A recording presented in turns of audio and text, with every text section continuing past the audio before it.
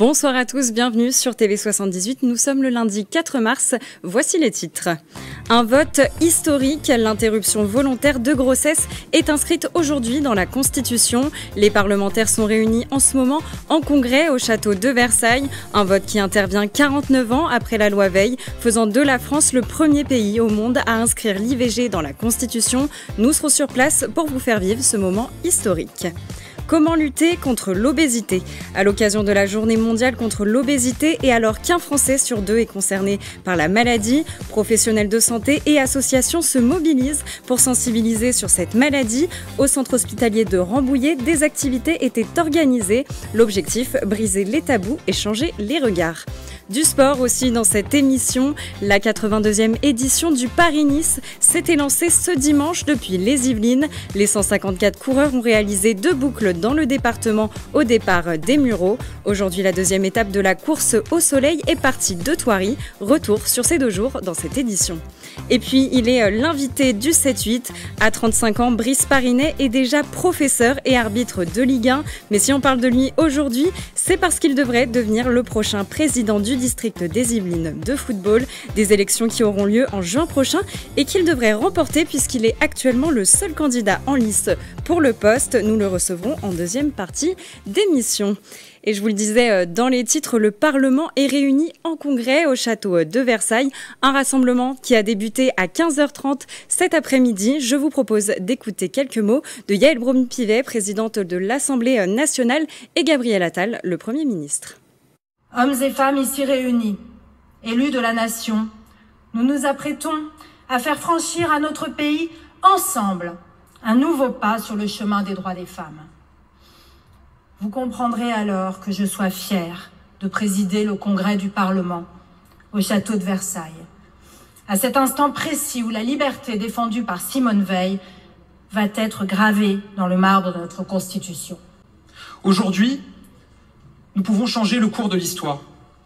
Il est de notre devoir que les consciences qui s'éveillent à présent et celles qui écloreront demain ne soient plus hantées par ces souvenirs macabres, mais qu'elles soient plutôt habitées par la fierté que nous leur aurons ainsi léguée, celle d'appartenir à un peuple éminemment libre, conscient que le progrès est un but, que les droits sont son moyen, et que le corps des femmes n'est rien d'autre que l'empire de leur liberté et de leur libre arbitre, et non pas, mesdames et messieurs, l'outil d'un projet qui ne serait pas le leur.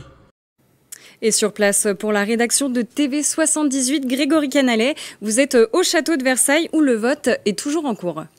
La séance est toujours en cours dans l'hémicycle de l'aile du midi du château de Versailles après l'ouverture de ce congrès par l'Yvelinoise Yaël Braun-Pivet, présidente de l'Assemblée nationale, mais aussi première femme de l'histoire à présider le congrès. Il y a eu le discours du Premier ministre Gabriel Attal. Aujourd'hui, le président doit répondre à l'histoire. Nous avons une dette morale envers toutes les femmes qui ont souffert dans leur chair. Voici quelques-unes des phrases fortes prononcées par le Premier ministre dans son discours. Et à l'heure où je vous parle, l'ensemble des 18 groupes parlementaires sont toujours en train de donner leur explication de vote. Justement, avant le début de ce congrès, nous avons pu croiser plusieurs parlementaires des Yvelines. Ils vont voter pour l'introduction, l'inscription de cette IVG dans la Constitution. Ils nous expliquent pourquoi. Et nous avons aussi croisé la ministre chargée de l'égalité entre les femmes et les hommes, Aurore Berger. Mon vote sera pour, je suis très content de le faire. Je suis très content que ma présidente de groupe parlementaire, Mathilde Panot, ait déposé il y a quelques mois une proposition de loi constitutionnelle qui est finalement initié ce cycle qui aboutit jusqu'à aujourd'hui au vote au Congrès d'une révision constitutionnelle. Voilà, mon groupe, Les Insoumis, cela fait maintenant depuis 2012 que nous défendons l'inscription du droit à l'IVG dans la Constitution et enfin nous avons réussi aujourd'hui. C'est vraiment un très beau moment. Lors du premier vote l'année dernière, j'avais voté contre. Je ne voulais pas faire bouger la Constitution comme ça sur le gré de volonté des uns et des autres. Là, je pense que les choses sont beaucoup plus claires. Le débat a été apaisé pour beaucoup de personnes. On est arrivé aussi à des rédactions qui arrivent aujourd'hui à contenter la plupart des personnes. Donc pour moi, ça me paraît important pour les droits des femmes tout simplement. Ce que je constate, c'est qu'en 2 ans, il y a une remise en cause profonde de ce droit, certes aux États-Unis, mais surtout ce que je constate, c'est en Europe. En Italie, en Pologne, en Allemagne, dans 3 Länder, au Portugal, à Malte, des propositions de loi en Slovaquie. Et moi, mon rôle en tant que parlementaire, là encore une fois, c'est pas de juger du bien fondé ou non de chaque avortement, c'est simplement de laisser la possibilité à chaque femme d'avoir le choix d'y recourir ou non. Il y a toujours des gens qui menacent l'IVG, vous savez, c'est justement contre eux aussi qu'on agit concrètement aujourd'hui, parce qu'il y a ceux qui attaquent des centres de planning familiaux, il y a ceux qui attaquent des centres d'IVG, il y a ceux qui, sur les réseaux sociaux ou en ligne, essayent de culpabiliser les femmes, de les décourager, de les désinciter, comme si elles continuaient à être criminelles en ayant recours tout simplement à ce qu'est un droit, une liberté fondamentale. Et puis à l'enjeu évidemment de préserver l'accès, la question de la santé, l'accès aux soins. Sur ce que j'ai dit, on préserve ce droit pour maintenant et surtout pour l'avenir. Et notre responsabilité, c'est d'en garantir l'effectivité partout en France. Et après les explications de vote, aura donc lieu le vote des 925 parlementaires qui se déroulera dans une salle qui jouxte l'hémicycle pour inscrire donc l'IVG dans la Constitution. Une approbation qui ne fait presque aucun doute puisqu'il faut qu'au moins 3/5 des parlementaires s'expriment en faveur du texte, soit 555 voix. Et si l'on calcule les votes massifs qui ont déjà eu lieu dans les semaines précédentes à l'Assemblée nationale et au Sénat, 760 parlementaires en tout se sont prononcés pour l'inscription de l'IVG dans la Constitution. Après l'approbation du vote, il faudra authentifier ce vote et cette nouvelle inscription avec le sceau du Congrès. Ce sceau du Congrès sera apposé au cours d'une cérémonie dans la salle du sceau en présence des présidents de l'Assemblée nationale et du Sénat et des membres du gouvernement. Et le point final à ce cheminement du texte, cette inscription de l'IVG dans la Constitution, aura lieu le vendredi 8 mars. Alors vendredi 8 mars, c'est bien sûr la journée internationale des droits des femmes. C'est la date qui a été choisie pour apposer le dernier sceau, celui de la chancellerie, qui aura lieu place Vendôme en présence du président de la République Emmanuel Macron. Merci Grégory Canalé pour ces explications enregistrées il y a quelques minutes. Dans le même temps, à Versailles, place Hoche se tient depuis 15 heures une marche lancée par l'association La Marche pour la Vie, l'une des principales associations anti-IVG en France. Une marche contre l'inscription de l'IVG dans la Constitution. Régine Ralèche et Léa Carme étaient sur place.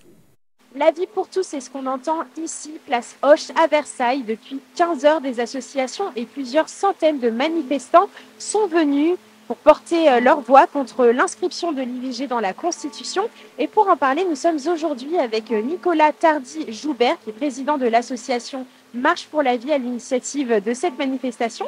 Alors pourquoi est-ce que c'est important pour vous de manifester aujourd'hui ?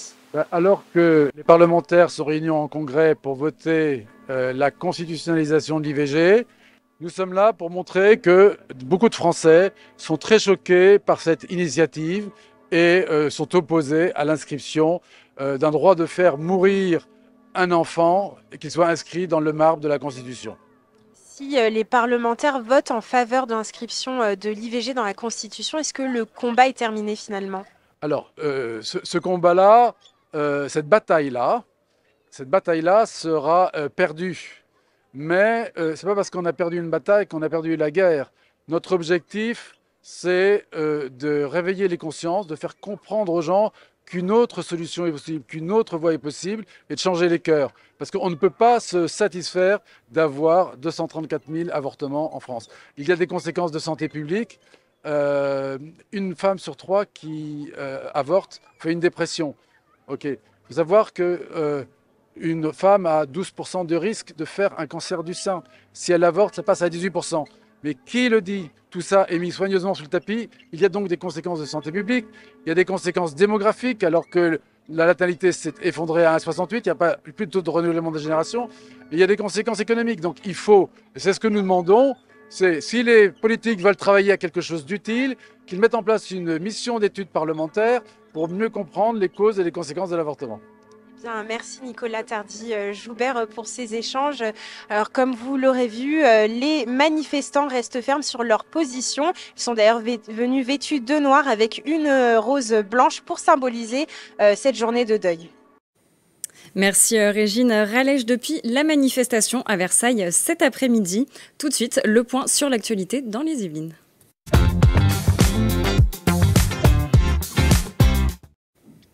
Et c'est avec vous, Mickaël Elmidoro, bonsoir. Bonsoir.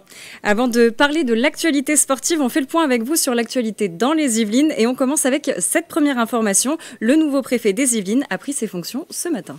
Frédéric Rose est devenu le préfet des Yvelines ce matin au Monument aux Morts. Ancien conseiller intérieur et sécurité auprès du président de la République, il succède aujourd'hui à Jean-Jacques Brault. Et dans l'actualité également, l'intersyndicale des taxis organisait aujourd'hui une nouvelle journée nationale de mobilisation. C'est la 5e fois en 3 mois que les chauffeurs de taxi se mobilisaient. Des opérations escargots étaient organisées un peu partout en France. Ils protestaient contre la réforme des transports sanitaires par l'assurance maladie qui est entrée en vigueur le 1er février dernier. Dans les Yvelines, un cortège s'est notamment regroupé tôt ce matin sur le parking du Pacha à Louvciennes. Selon France Bleu Paris, au total, ils étaient entre 300 et 400 taxis à mener l'opération escargot sur l'autoroute A13, bloquant fortement la circulation selon Citadin qui recense le trafic en temps réel. Un nouveau pic d'embouteillage est attendu vers 18h, près de 350 km de bouchons cumulés en Ile-de-France. Une nouvelle manifestation aussi contre le pont d'Achères qui avait lieu cette fois dimanche. Les associations opposées au projet se sont donné un rendez-vous à Carrières-sous-Poissy pour la grande marche de la nature. Ils dénoncent notamment des nuisances pour les riverains et des conséquences néfastes sur les espaces naturels. Pour rappel, ce projet consiste à relier les routes départementales 30 et 190 entre Achères et Triel-sur-Seine avec notamment la création d'un pont enjambant la Seine, le pont d'Achères. Le but serait de désengorger le trafic dans le secteur selon le département des Yvelines. Pour interrompre le projet, un référé suspension a été déposé par les associations en novembre 2023, mais la justice les a déboutés lundi 4 décembre 2023, mais le recours contentieux est toujours en attente de jugement. En politique maintenant, Renaissance s'organise pour les prochaines élections européennes. Vendredi soir, Renaissance Yvelines réunissait ses cadres à l'hôtel de ville de Maurepas avant le lancement de la campagne dans le département. Aurore Berger, la ministre chargée de l'égalité entre les femmes et les hommes et présidente de Renaissance Yvelines, animait les échanges aux côtés de Fabienne Keller, députée européenne du groupe Renew. Renaissance a nommé la semaine dernière sa tête de liste pour les européennes. On écoute Aurore Berger. Donc on a voulu réunir toutes celles et ceux qui font la vie militante de Renaissance, tous nos présidents de comités locaux, de manière à les former, à nous se former sur les enjeux de ces élections européennes et sur le bilan. Fabienne Keller, qui est députée européenne, qui porte ce bilan aux côtés de Valérie Hayé, qui est donc notre tête de liste pour les européennes, pour la majorité présidentielle. Donc retenez bien son nom, Valérie Hayé, parce que c'est elle qui va être notre tête de pont pendant toute cette campagne. On le rappelle, les élections européennes se tiendront en France le 9 juin prochain. Elles éliront 80 eurodéputés qui représenteront le pays au Parlement européen. Et on l'a appris ce week-end, Mickaël, un violent incendie s'est déclaré dans un immeuble de 12 étages à Poissy. Le drame a eu lieu samedi, peu avant 20h. Bilan du drame, 2 personnes gravement blessées en voulant échapper aux flammes, 7 personnes en urgence relative et une 60aine intoxiquées. Près de 80 pompiers ont été mobilisés pendant 7 heures pour venir à bout du feu. Le feu serait parti des compteurs électriques situés dans les parties communes. Merci beaucoup Mickaël pour ces informations. Et comme d'habitude, si vous aussi vous voyez une information ou une image près de chez vous, n'hésitez pas à nous la partager avec le hashtag 78news.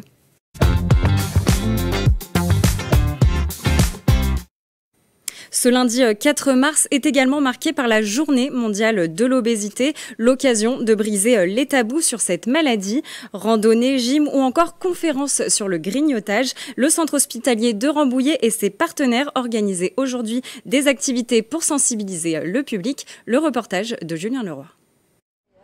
Marcher pour faire changer les regards. Une quinzaine de participants ont arpenté le parc du château de Rambouillet pour une randonnée de 4 km. Un rendez-vous organisé par le centre hospitalier de Rambouillet dans le cadre de la Journée mondiale de l'obésité. Les personnes obèses sont confrontées à un regard très difficile de la population, souvent victimes de grossophobie. Or, lorsqu'on connaît vraiment les raisons de cette maladie, on découvre que ce sont derrière des personnes en grande souffrance et qui luttent jour après jour pour essayer de stabiliser leur poids, voire de le diminuer. On voit des personnes rondes, c'est toujours tout de suite parce qu'elles mangent de trop. Alors que c'est pas forcément ça, ça peut être médical. Le regard des gens est très discriminatoire et ça renforce l'obésité de la personne. Ça la rend encore plus dans son mal-être. Un enjeu de santé publique avec des conséquences multiples. Hypertension artérielle, diabète ou cancer. Depuis 1997, cette pathologie est reconnue maladie chronique par l'Organisation mondiale de la santé. Année olympique oblige, l'édition 2024 de la Journée mondiale de l'obésité visait l'activité physique. Une belle marche, tout ça c'est sympa, convivial et ça, on s'entraide entre nous, quoi. C'est important. Gym douce animé par une coach sportive ou conférence autour du grignotage. Le centre hospitalier de Rambouillet proposait diverses activités autour de l'obésité dans ses locaux ce lundi 4 mars. Partenaire de cette mobilisation, l'association Poids Plume France continuera de sensibiliser le public francilien durant 15 jours. Selon la Ligue nationale contre l'obésité, 8,5 millions de Français sont touchés par cette pathologie, soit 17% de la population. Et on continue de parler de cette journée mondiale de lutte contre l'obésité avec vous, Jessie Willens, journaliste de la rédaction de Radio Sensation. Jessie, le taux de Français en surpoids ou en situation d'obésité est en augmentation depuis 1997. Vous êtes allée à la rencontre d'Anne-Sophie Joly, fondatrice du collectif national des associations d'obèses. Oui, à travers cette journée, il est important de rappeler quelques chiffres. Un Français sur deux est en surpoids en France et vous nous l'avez fait remarquer, hein, Gabriel, le taux de personnes en situation d'obésité a augmenté depuis 1997, passant au niveau national de 8,5% à 17% en 2020 selon l'INSERM, dans un rapport datant de février 2023. Et en Île-de-France, 14,2% des franciliens sont en situation d'obésité. C'est la région la moins concernée par la maladie, contre 22,1% dans les Hauts-de-France, toujours selon l'INSERM. Nous sommes donc un peu en dessous de ce pourcentage national. L'obésité est reconnue comme une maladie par l'OMS depuis 1997. Et justement, le CNAO a décidé de faire de la grossophobie la thématique principale pour cette journée de lutte contre l'obésité. Et avec plusieurs objectifs, changer le regard de la société sur l'obésité et sensibiliser les citoyens autour de la grossophobie. C'est dans les années 90 qu'on entend pour la première fois parler du terme de grossophobie. Depuis, les injonctions sociétales, l'émergence des réseaux sociaux, le harcèlement et la discrimination des personnes en surpoids ou en situation d'obésité n'ont cessé d'accroître. Si le terme grossophobie était donc timide et presque chuchoté dans les années 90, il se popularise en 2017. Anne-Sophie Joly nous explique ce qu'est la grossophobie et quand commence cette discrimination. La grossophobie, c'est finalement un rejet des personnes qui souffrent de surpoids et d'obésité. Et effectivement, ça peut aller assez loin sur les attitudes que des gens peuvent avoir, parce que finalement, on représente ce qu'ils ne veulent pas être non plus. Ça peut être des regards, ça peut être des attitudes, ça peut être du rejet, ça peut être ah mais regardez comment ils sont, s'ils sont comme ça, c'est de leur faute. C'est la discrimination la plus répandue dans le monde et la plus tolérée dans le monde. La thématique de la grossophobie qui a été choisie en lien avec les attentes et ambitions du ministère de la Santé et du PNNS pour Plan National Nutrition Santé. Ils ont d'ailleurs chargé le CNAO de leur remettre un rapport interministériel, rapport dans lequel la prise en charge des personnes en situation d'obésité et la lutte contre la grossophobie restent des points clés, comme nous l'explique Anne-Sophie Joly. La discrimination éloigne les personnes souffrant de surpoids et d'obésité du système de santé et on a besoin effectivement d'avoir un peu plus de bienveillance au niveau de la population sur la connaissance de cette pathologie. Donc en fait, on a levé effectivement plusieurs sujets, donc le harcèlement à l'école, le matériel qui est adapté ou pas adapté dans les conditions de soins, la formation des professionnels de santé. Quand on veut effectivement trouver un emploi et qu'on souffre de surpoids et d'obésité, c'est un frein énorme à l'embauche.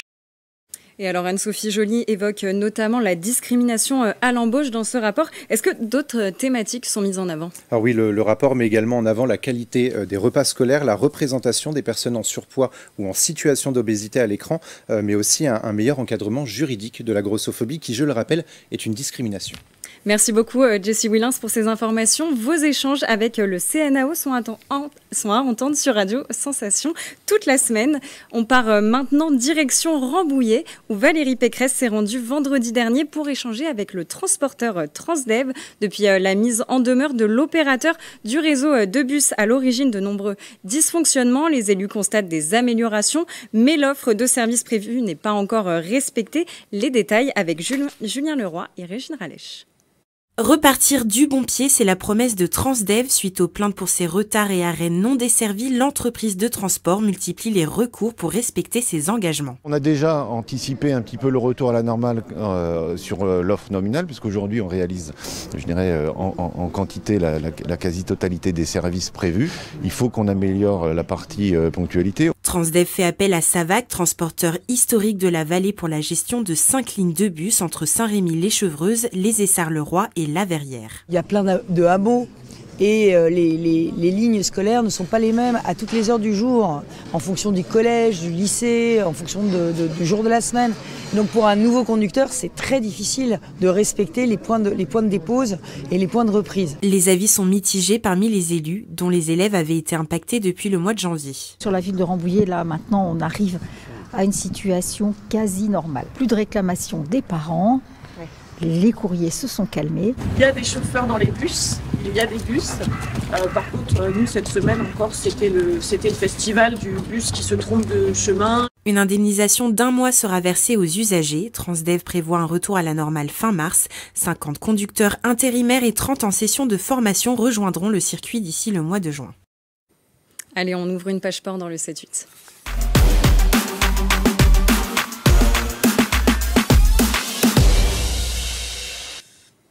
Et l'actualité sportive dans le département, c'est avec vous, Mickaël Elmidoro. On va tout de suite parler de cyclisme, plus précisément du Paris-Nice 2024, partie des Yvelines pour la 15e année consécutive. Oui, Gabriel, ce dimanche, c'est la commune des Mureaux qui a lancé cette 82e édition devant plusieurs milliers de spectateurs. Et aujourd'hui, ce lundi, les coureurs sont partis depuis le village de Thoiry devant le château. Des images de Patrick Jacques de Dixmude, un montage de Nathan Desideri.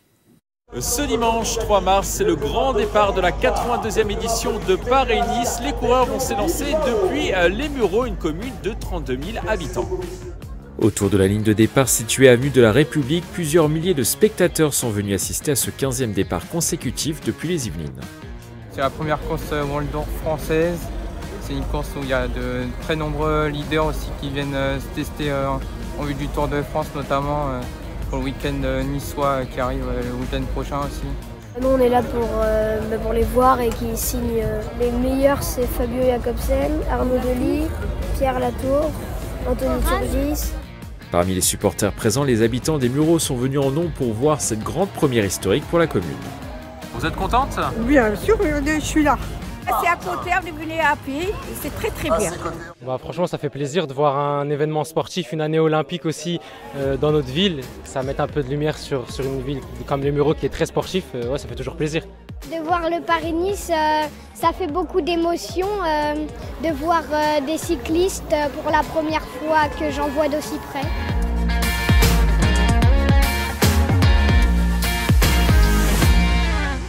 C'est une magie, le Tour de France, Paris-Nice. C'est un spectacle qui est gratuit et c'est un spectacle qui vient à la porte des gens. Une journée agréable, on peut être un meilleur heureux, puis je crois que tout le public est heureux.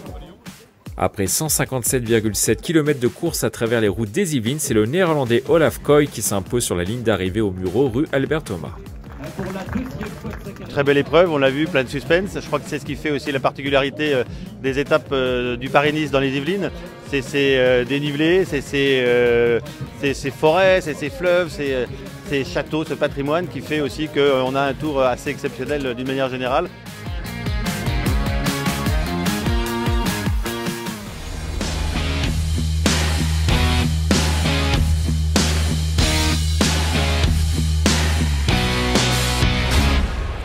Ce lundi 4 mars, c'est le deuxième jour de ce Paris-Nice 2024. Le départ sera donné dans quelques minutes depuis la petite commune de Thoiry, un village de 1400 habitants.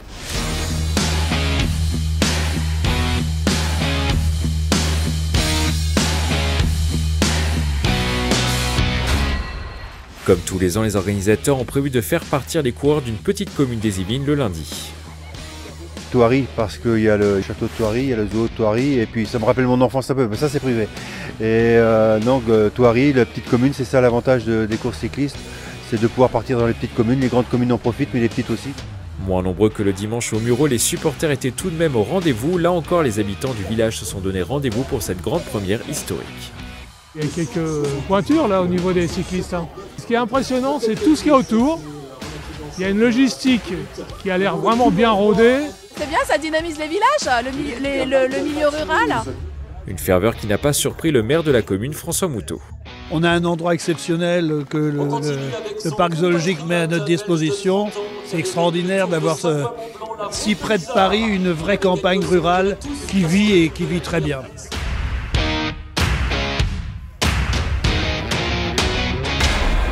Le Paris-Nice s'était lancé depuis Thoiry pour une étape de 179 km direction Montargis. Ils reviendront l'année prochaine dans les Yvelines pour une nouvelle édition.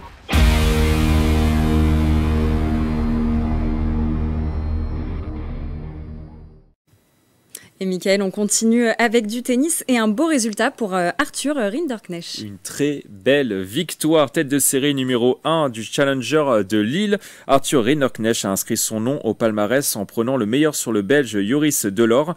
Au terme d'une finale spectaculaire, le score 6-4, 3-6, 7-6 en 2h31 minutes de jeu. C'est son premier titre depuis sa victoire en Suisse à Zug en juillet dernier. Il est 83e joueur mondial ce lundi. Un mot de football maintenant avec le FC Versailles. On jouait ce week-end la 23e journée du championnat de national. Versailles retrouve le chemin de la victoire après 3 matchs sans succès. Les joueurs de la Cité Royale, coachés par leur nouveau coach Jean-Luc Vasseur, se sont imposés 1-0 sur la pelouse de Villefranche-Beaujolais ce samedi. Une victoire qui fait du bien au classement. Les Versaillais se retrouvent à la 11e place et s'éloignent un peu de la zone de relégation. Et on termine par du rugby et le championnat de Fédéral 2. Il y avait un gros derby ce week-end dans les Yvelines pour le championnat de Fédéral 2. Plaisir s'est imposé 43-21 sur la pelouse de Maison-Lafitte. De son côté, Versailles gagne au forceps sur le terrain de Saint-Malo sur le score de 17-15. Au classement, Plaisir reprend le fauteuil de leader devant Saint-Malo grâce à la victoire des Versaillais. Le MLSGP est 9e et Versailles est 8e. Eh bien, merci Mickaël pour ces informations sportives. C'est bientôt l'heure de passer à l'invité du 7-8. Mais avant, je vous propose qu'on jette un coup d'œil à la météo de demain.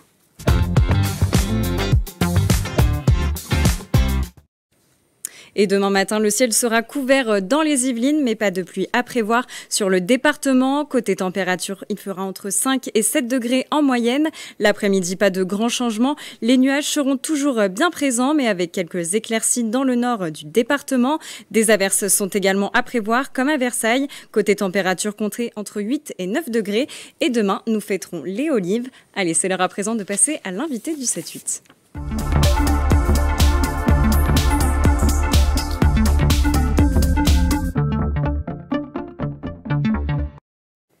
En juin prochain, le district des Yvelines de football connaîtra le nom de son nouveau président pour succéder à Jean-Pierre Meurillon, un seul candidat en lice, bien connu des terrains. Brice Parinet, bonsoir, merci d'avoir accepté notre invitation. Bonsoir. Originaire des Yvelines, vous êtes professeur d'histoire-géographie et depuis près de 5 ans, vous êtes également assistant arbitre sur les pelouses de Ligue 1. Alors pourquoi vouloir être le prochain président du district des Yvelines de football ? Bien, pour plusieurs raisons. La première, c'est que je souhaite porter un projet pour développer notre pratique dans le territoire. Projet qui s'articule sur 5 piliers. D'abord, la refondation de nos relations entre le district, l'instance, les clubs. Le développement du football féminin. Le développement aussi de toutes les nouvelles pratiques qui ont pu, ici ou là, se mettre un peu à la mode ces derniers temps. Lutter également contre les incivilités à travers un projet de citoyenneté. Et puis, retravailler à la communication de notre district avec une modernisation de celle-ci. Et alors, vous êtes le seul candidat à la succession de Jean-Pierre Meurillon. Comment vous expliquez ça ? Pour l'instant. Pour l'instant. Les autres listes ont jusqu'au 30 avril. Non, je dis une bêtise d'ailleurs, pas jusqu'au 30 avril, jusqu'au 15 mai pour se déclarer. Donc nous verrons, peut-être qu'il y aura une liste d'ici là, mais pour l'instant, oui, je suis le seul candidat. Écoutez, peut-être que mon nom fait consensus, ou peut-être que les autres ont du retard. Et alors pour l'instant, du coup, il n'y a pas trop de stress pour le moment ? Il n'y a pas trop de stress, de toute façon. Quand bien même il y aurait une liste contre moi, je ne serais pas particulièrement stressé, puisque l'objectif, c'est de présenter mon projet au club yvelinois, de leur dire mon impression, de leur présenter mon projet. Et puis après, c'est à eux qu'il appartiendra de décider. Et alors justement, est-ce que vous avez pu discuter de vos potentielles futures fonctions avec l'actuel président ? Est-ce qu'il vous a donné des conseils ? Alors, étant moi-même élu actuellement au sein du comité de direction du district des Yvelines, oui, j'ai pu échanger avec Jean-Pierre Meurillon. Je lui ai présenté le souhait qui était le mien, il y a maintenant un peu plus d'1 an, de présider cette institution. Il m'encourageait à le faire. Il était ravi de voir que la jeunesse prenait le relais. Et oui, il me donne de nombreux conseils. Vous allez continuer dans sa lignée ou vous avez aussi envie d'apporter votre patte finalement ? je ne vais pas parodier un ancien Premier ministre, mais comme il disait, lui c'est lui et moi c'est moi. Donc évidemment, il y aura évidemment une forme de continuité, puisque je pense que le travail qui a été engagé par le président Morillon est un travail de qualité. Il a modernisé notre institution quand on sait où elle était lorsque le district était à Saint-Nom-la-Bretèche et où elle est maintenant. Donc non, la continuité, mais de nouvelles manières de faire les choses, manière de voir notre relation avec les clubs. Ça va être une petite rupture, mais dans la continuité évidemment. Alors vous nous en avez déjà un petit peu parlé. Quelles vont être vos ambitions si vous accédez au district, à sa présidence en tout cas? Comme je l'ai dit, je pense qu'on est très attendu par les clubs sur notre relation avec ces derniers. Si vous prenez un petit peu le paysage actuel de notre football départemental, le district des Yvelines, c'est une terre de football. D'ailleurs, c'est le nom de ma liste, Yvelines, terre de football. On est actuellement à 147 clubs, 47 087 licenciés. C'est le 2e département de football d'Île-de-France. C'est l'un des départements qui avait 2 équipes qualifiées en 8e de finale de Gambardella, une équipe en Ligue 1, le PSG, une équipe en National, Versailles. Donc c'est une terre de football. Et l'idée, c'est de continuer à travailler dans ce sens, à offrir autant que faire se peut un projet innovant pour nos clubs. Et comment vous l'expliquez que les Yvelines soient une terre de football? Eh bien, je pense que les Yvelines, c'est une petite France. C'est pas de moi, c'est de l'ancien préfet Jean-Jacques Brault qui nous a quittés. Les Yvelines, c'est une terre de France, c'est une terre de football. C'est vraiment une petite France et la France est fondamentalement attachée à ce sport. Alors, terre de football, vous l'avez dit, bientôt terre de jeu, car vous avez également été sélectionné pour porter la flamme olympique. Qu'est-ce que ça vous fait? C'est un immense honneur et c'est une très grande joie de pouvoir porter cette flamme olympique. Alors Brice Parinet, j'en parlais à l'instant, on vous connaît comme arbitre depuis 5 ans sur les pelouses de Ligue 1. Ce que l'on sait moins, c'est que vous êtes également professeur d'histoire-géographie dans un collège des Mureaux. Vous avez longtemps jonglé entre ces 2 professions. Comment est-ce qu'on fait? Comment est-ce qu'on s'organise? C'est facile. Je ne vais pas vous dire que c'est facile. Écoutez, c'est comme tout, hein, comme toute profession, il faut s'organiser. L'avantage de l'arbitrage, c'est qu'on est essentiellement mobilisé sur les week-ends avec quelques stages en semaine à Clairefontaine. Toute la partie entraînement, puisqu'on s'entraîne de manière quotidienne dans le cadre de notre pratique de l'arbitrage. Voilà, l'idée c'était de pouvoir organiser les 2 ensemble. Cette année, je suis en disponibilité, notamment pour pouvoir me livrer pleinement et rencontrer les clubs dans le cadre de cette campagne. Mais je continue toujours d'enseigner au Collège Jules Verne dans le cadre de la classe arbitrage. Justement, ça c'est une classe qui est unique en Île-de-France. Est-ce que vous pouvez nous en parler un petit peu? Elle est même unique en France. En France? Ouais, c'est 12 garçons, 12 filles de 14 ans qui deviennent arbitres de football en classe de 4e. Alors, il y a des sections sportives qui existent dans le cadre de l'éducation nationale et d'une convention avec la fédération, mais elles sont principalement en lycée. Là, on est sur une classe de 4e avec une parité totale, qui est statutaire dans la convention qui a été signée, et qui est un très beau projet. Un projet avant tout de citoyenneté. L'idée, c'est de faire de la citoyenneté à travers le sport et l'arbitrage plus précisément. Vous pensez que ça va créer des vocations? Je le souhaite. Et alors justement, qu'est-ce qu'ils en pensent de cette potentielle élection au district des Yvelines? Ils ne le regardent pas trop, ils ne sont pas trop courants. Ce qui les intéresse, c'est la pratique. Vous les sentez investis, les élèves, aujourd'hui, dans ces thématiques du sport? Oui. Je pense qu'il y a peu de sujets autres que le sport qui puissent mobiliser à ce point nos élèves. De manière générale, la nation. Quelle autre force en France peut autant mobiliser nos concitoyens que le sport? Regardez les JO, ce que ça va donner. Regardez les derniers mondiaux. Regardez chaque fois que l'équipe de France joue, tout ce que ça suscite. Eh bien, merci beaucoup, Brice Parinet, d'avoir accepté notre invitation. Merci à vous. On le rappelle, vous êtes arbitre et seul candidat en lice pour le moment pour devenir président du district des Yvelines de football. Les élections, elles auront lieu en juin prochain. Et c'est déjà la fin de cette édition. Merci pour votre fidélité. Demain, à l'information, vous retrouverez Grégory Canalet. En attendant, très belle soirée sur TV78.